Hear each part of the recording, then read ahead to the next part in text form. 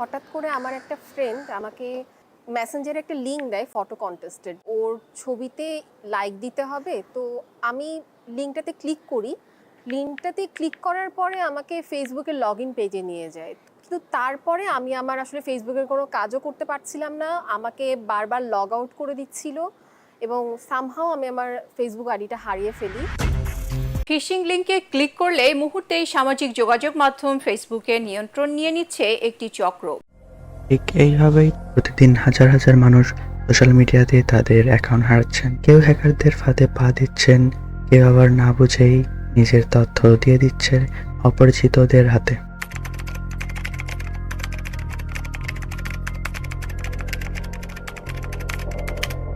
আজকের ভিডিওতে আমরা জানবো কিভাবে সোশ্যাল মিডিয়া অ্যাকাউন্ট হ্যাক হয় এবং আপনি কিভাবে নিজের অ্যাকাউন্টকে নিরাপদ রাখতে পারবেন।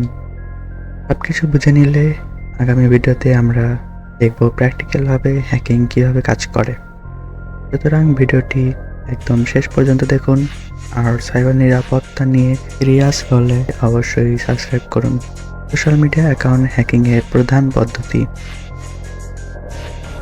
ফিশিং হচ্ছে হ্যাকারদের সবচেয়ে জনপ্রিয় ও কার্যকর অস্ত্র। তারা হুবহু আসল ফেসবুক, ইনস্টাগ্রাম বা ইমেল সাইটের মতো ভুয়া ওয়েবসাইট তৈরি করে। আপনাকে একটি লিঙ্ক পাঠানো হয় যাতে লেখা থাকে আপনার অ্যাকাউন্ট ভেরিফাই করতে ইত্যাদি। আপনি যদি সেই লিঙ্কে ক্লিক করে লগ ইন করেন, আপনার ইউজার নেম ও পাসওয়ার্ড সরাসরি চলে যাবে হ্যাকারদের হাতে এবং আপনি বুঝতে পারবেন না কখন অ্যাকাউন্ট হ্যাক হয়ে গেল।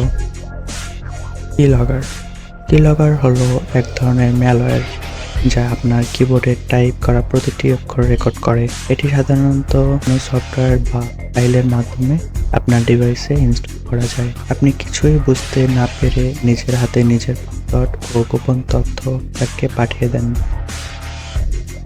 Brute force attack.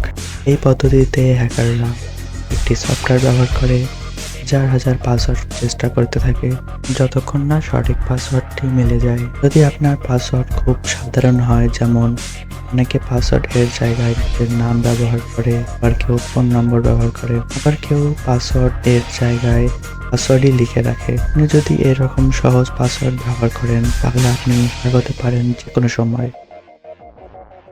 Social engineering. এই পদ্ধতিতে হ্যাকাররা প্রযুক্তির পরিবর্তে মানব মনোবিজ্ঞান আক্রমণ করে। লোভনীয় অফার দেখিয়ে আপনার তথ্য হাতিয়ে নেয় হ্যাকাররা। আবার অনেকে দেখবেন আপনাকে কল করে বলবে, হেল্প ডেস্ক থেকে বলছি, আপনার অ্যাকাউন্টের সমস্যা দেখা গেছে, আমরা এখনই আপনার ওটিপি যাচাই করছি। আপনি যদি ভুল করে সেই ওটিপি বা পাসওয়ার্ড দিয়ে দেন তো কেল্লাফাতে অ্যাকাউন্ট চলে যাবে হ্যাকারদের হাতে। কিছুদিন আগে বিকাশ থেকে ফোন করতো, আপনার মনে আছে নিশ্চয়। এসব বিকাশ নগদ মূলত সোশ্যাল ইঞ্জিনিয়ারিং এর মাধ্যমে হ্যাক করা হয়। Session hijacking. এই পদ্ধতিতে হ্যাকাররা আপনার লগ ইন হওয়া সেশনকে হাইজ্যাক করে। যদি আপনি পাবলিক ওয়াইফাই বা নিরাপত্তাহীন নেটওয়ার্ক ব্যবহার করেন তাহলে হ্যাকাররা আপনার লগ ইন টোকেন বা কুকি চুরি করে আপনার অ্যাকাউন্টে প্রবেশ করতে পারে আপনাকে লগ আউট না করেই। কিভাবে নিরাপদ থাকবেন? শক্তিশালী পাসওয়ার্ড ব্যবহার করুন। আপনার পাসওয়ার্ড যেন কখনোই সহজবোধ্য না হয়। আপনার পাসওয়ার্ডটি যেন বড় হাতের অক্ষর, ছোট হাতের অক্ষর, সংখ্যা এবং বিশেষ চিহ্ন ইত্যাদি অবশ্যই থাকে। আর প্রতিটি অ্যাকাউন্টের জন্য আলাদা পাসওয়ার্ড রাখুন।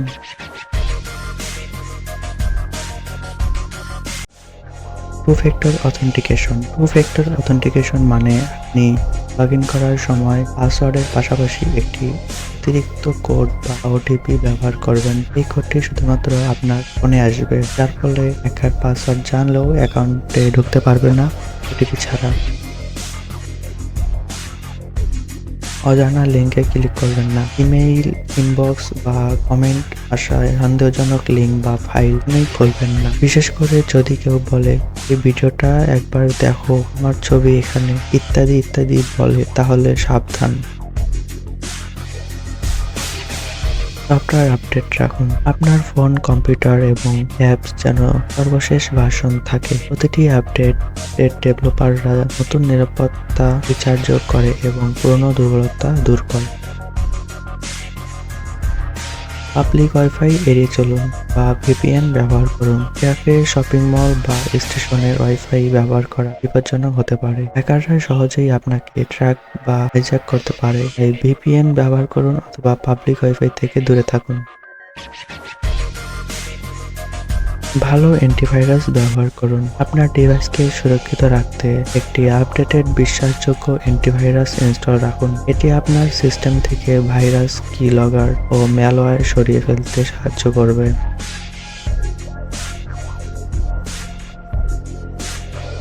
অযথা অ্যাপ বা এক্সটেনশন ইনস্টল করবেন না। সব অ্যাপ বা এক্সটেনশন নিরাপদ নয়। আপনার তথ্য চুরি করার জন্য অনেক ফেক অ্যাপ প্লে স্টোর বা ওয়েবে ঘোরাঘুরি করে। শুধুমাত্র বিশ্বস্ত ডেভেলপারদের অ্যাপস ব্যবহার করুন। সোশ্যাল মিডিয়ার এই যুগে নিজের তথ্য রক্ষা করাটা নিজের দায়িত্ব। এই ভিডিও যদি আপনার উপকারে আসে তাহলে একটি লাইক দিন, কমেন্ট করে জানান আপনি কোন পদ্ধতির কথা আগে জানতেন না। ভিডিওটি বন্ধুদের সাথে শেয়ার করুন যেন তারা নিরাপদ থাকতে পারে। এবং হ্যাঁ, আমাদের পরবর্তী ভিডিওতেই আমরা প্র্যাকটিক্যালি দেখাবো হ্যাকিং কিভাবে ঘটে। ধন্যবাদ সবাইকে, দেখা হবে পরের ভিডিওতে।